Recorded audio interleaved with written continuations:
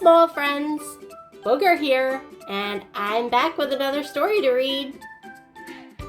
This time you guys voted for Giraffes Can't Dance. Before I start reading, you guys remembered Shrunko. He's here to help me, and he is here with his best friend, Pico. Hi, I'm Pico. The book that we're reading today is all about dancing, and I love dancing. I love dancing too, Pico. Dancing is a lot of fun. Some people say that me and Pico sound alike. I guess you could say that we're brothers. Right, Pico? Yeah, we're brothers from another mother. The book that we're reading today is called Giraffes Can't Dance by Giles Andre and Guy Parker Reeves.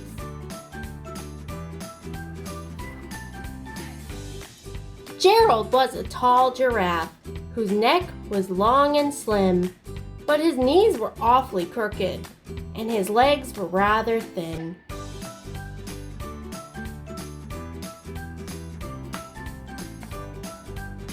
He was very good at standing still and munching shoots off trees. But when he tried to run around, he buckled at the knees.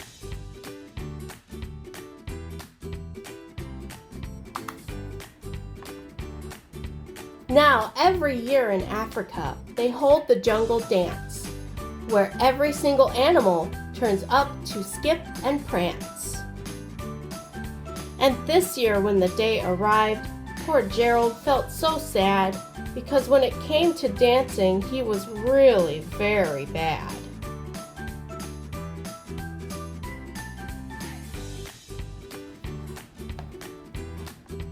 The warthogs started waltzing, and the rhinos rock and rolled. The lions danced a tango that was elegant and bold.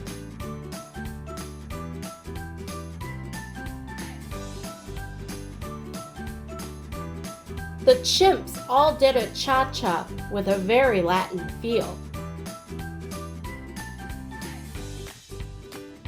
And 8 baboons then teamed up for a splendid Scottish reel.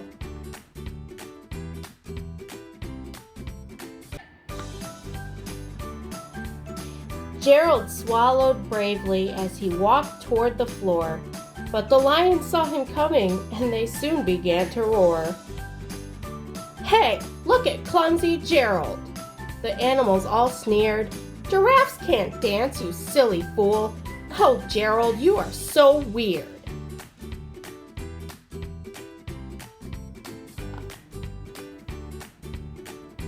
Gerald simply froze up. He was rooted to the spot. "They're right," he thought. "I'm useless. Oh, I feel like such a clot."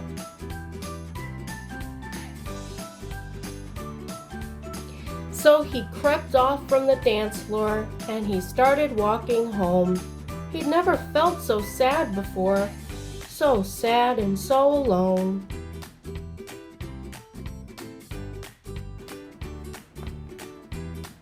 Then he found a little clearing and he looked up at the sky. "The moon can be so beautiful," he whispered with a sigh.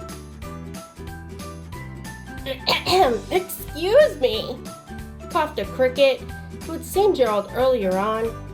"But sometimes when you're different, you just need a different song."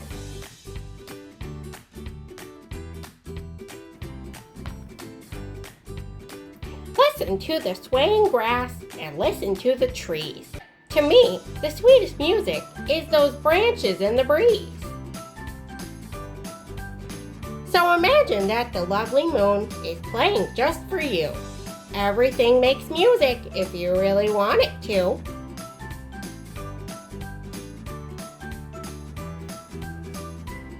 With that, the cricket smiled and picked up his violin.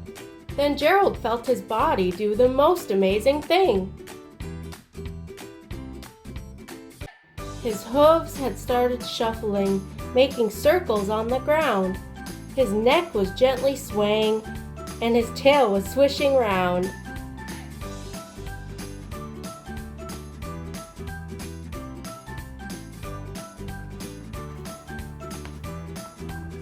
He threw his legs out sideways and he swung them everywhere. Then he did a backward somersault and leapt up in the air.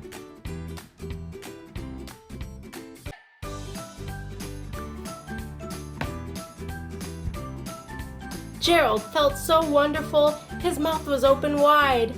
I am dancing! Yes, I'm dancing! I am dancing! Gerald cried.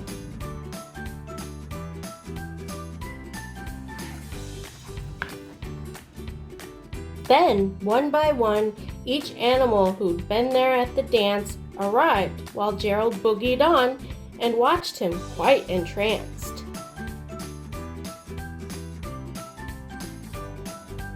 They shouted, "It's a miracle! We must be in a dream! Gerald's the best dancer that we've ever seen!"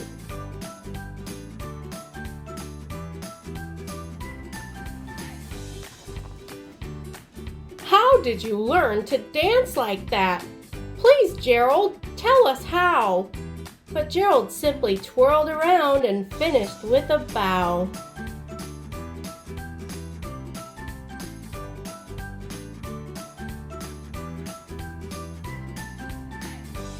Then he raised his head and looked up at the moon and stars above.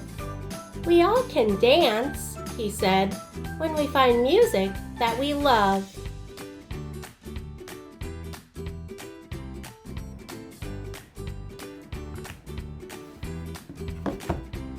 Oh my gosh, Trunko, that was such a good story. I wanted to dance along with Gerald. Oh, I loved this story too, Pico. It had a happy ending. I'm so glad you two loved the story. I hope the viewers did too. Remember, little friends, you can do anything you put your mind to. It doesn't matter if you're different. So I hope everybody enjoyed the story. I think it had a really positive message, and yeah, I really liked it. Sending everybody love and light on this wonderful Thursday evening.